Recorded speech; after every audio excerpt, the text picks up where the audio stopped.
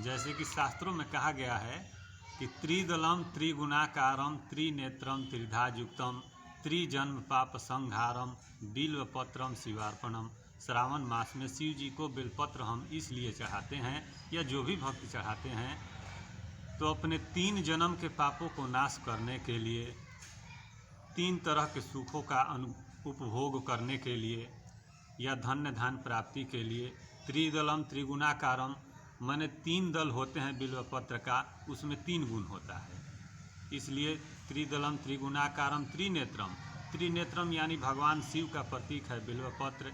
त्रिधायुक्तम त्रिजन्म पाप संहारम बिल्वपत्रम शिवार्पणम। हम अपने मन में समस्त पापों को नष्ट करने के लिए और 3 जन्म के पापों को नष्ट करने के लिए बेलपत्र लोग चढ़ाते हैं।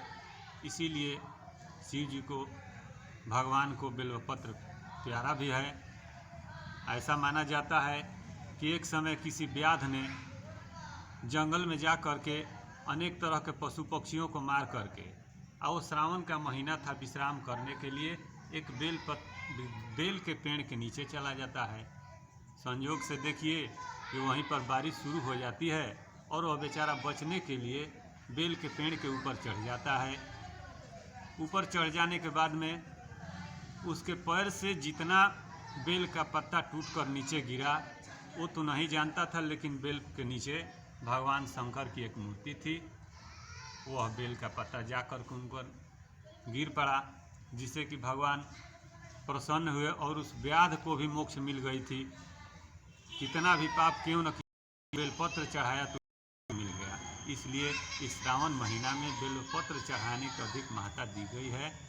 अच्छा पुरोहित जी, हम श्रावण मास में बेलपत्र भगवान को चढ़ाने की महत्ता तो दी जी, तो इससे जो इसके भक्त हैं श्रावण मास में जो करते हैं जी, वो मुख्य रूप से की प्राप्ति वो करते हैं। हम कहना चाहेंगे, आप इस मंदिर के पुजारी हैं श्री जोगिंदर। ये भक्त अनेकों तरह के हैं।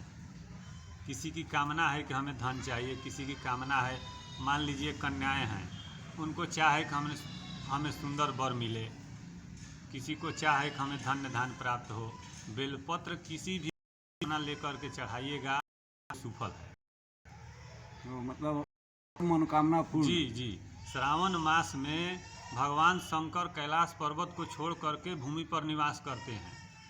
इसे शास्त्रों में चतुर्मास से भी कहा गया है। आषाढ़ एकादशी से कार्तिक एकादशी यानी देवठन तक चतुर्मास से होता है। इस चतुर्मास में जितना भी पूजा अर्चन कीजिएगा वो सफलता प्राप्त होगा।